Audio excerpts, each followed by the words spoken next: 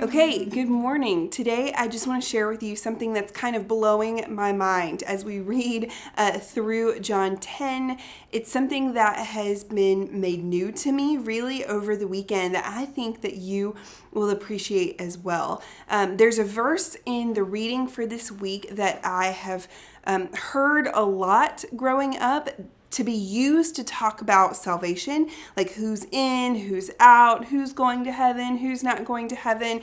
And actually, when we look at the context behind this verse, I think Jesus is saying something completely different that we're missing that is equally as powerful. I'm not saying that the whole salvation thing isn't true. Just set that aside for a little while and let's see if we can unpack what Jesus is actually saying. Okay, we're looking at verses 7 through 10. I'm going to read it first. Therefore, Jesus said again, very truly, I tell you, I am the gate. Some of your translations may say, I am the door for the sheep. All who have come before me are thieves and robbers, but the sheep have not listened to them. I am the gate. Whoever enters through me will be saved. They will come in and go out and find pasture. The thief comes only to steal, kill, and destroy. I have come so that they may have life and have it to the full. Yesterday, we talked about a little sheep context about what Jesus would be talking about. Remember, there's a square open air pen, right? The stone walls that all the sheep from different flocks would be kept inside, or just even one flock. And there's one door, and the shepherd would sit at that door and guard the entrance. So no sheep went out, and no one who wasn't supposed to be with the sheep would come in. And again, this idea has been used to talk about the idea of salvation. You have to go through Jesus in order to get into the sheep pen. But think about where we find this story. When we read from our John journals, which are awesome, you get these things called chapter and verse, right? Numbers. But that was never in the original text. And I think if we take those out, what we'll see is that this conversation that Jesus is having naturally flows from the conversation that we saw him have in the previous chapter. In the previous chapter, at the end of chapter 9, Jesus is debating with the Pharisees.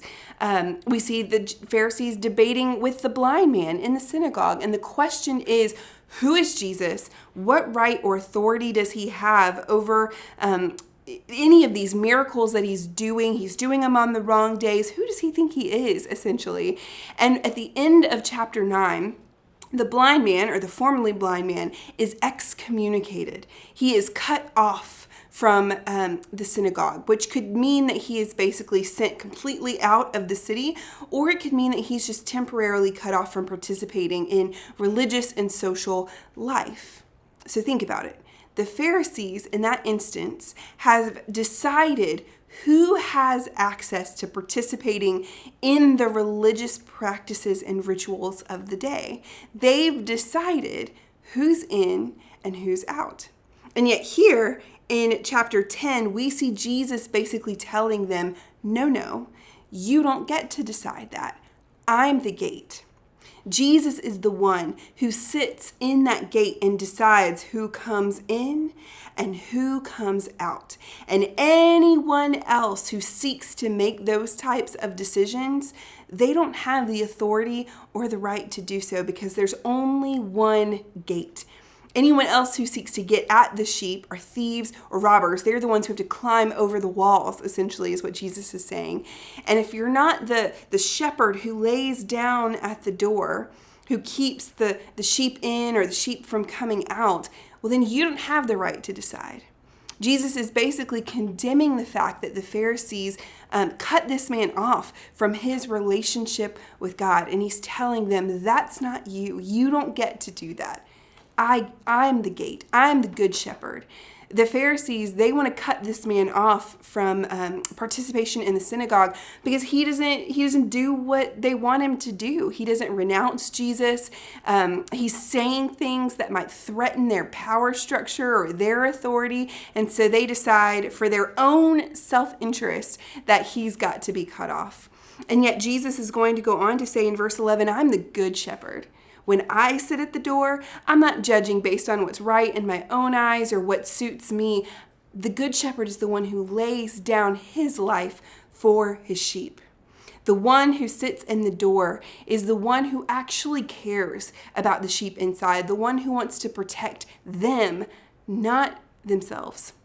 And I find this idea so interesting because if you think about it, I'm sure we can all come up with ways that we put ourselves in the position of being the gatekeeper, like who has access to Jesus, or who gets to participate in certain religious activities, or who gets to even come to church with us, or who gets to participate in our groups. Like, how often do we act like the gatekeepers in our life, like the door between connecting the people around us into our religious activities or even just our daily activities?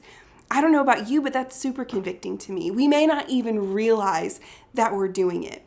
But I encourage you this week, as just you're going about your regular life, think about that question.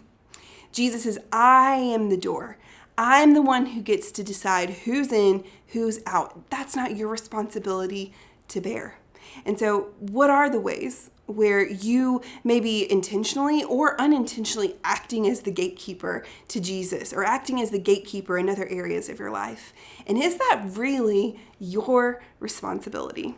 I hope this helps. This helps me see the story in a whole new light this week. So I hope it's encouraging, or maybe even a little convicting for you as well.